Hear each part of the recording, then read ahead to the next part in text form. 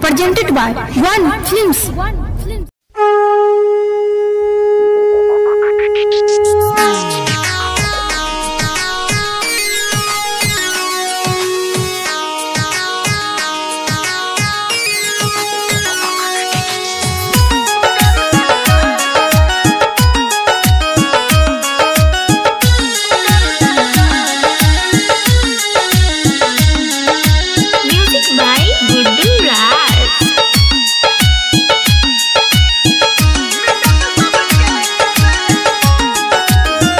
पुकारू जय जय गणेश मिटत सबके कलेश।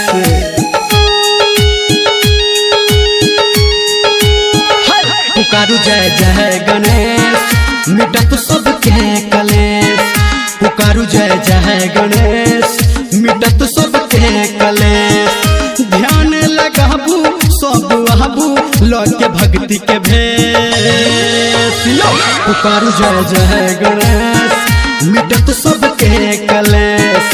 पुकारू जय जय गणेश मिटत सबके कलेश।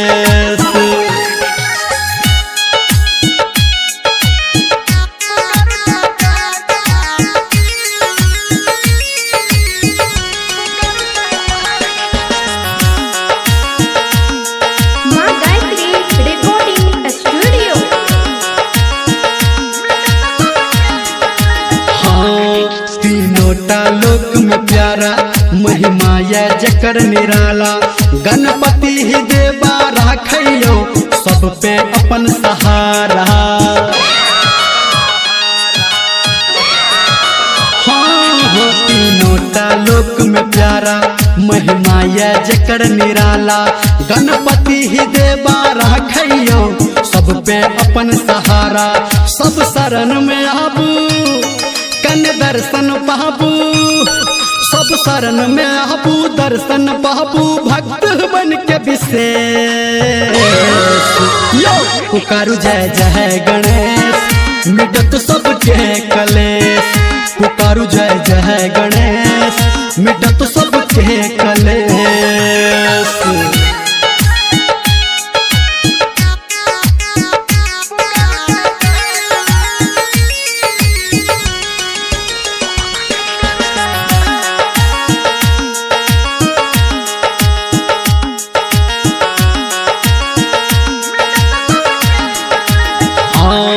जय रिधि सिद्धि के राखा निर्धन पे जे ताका।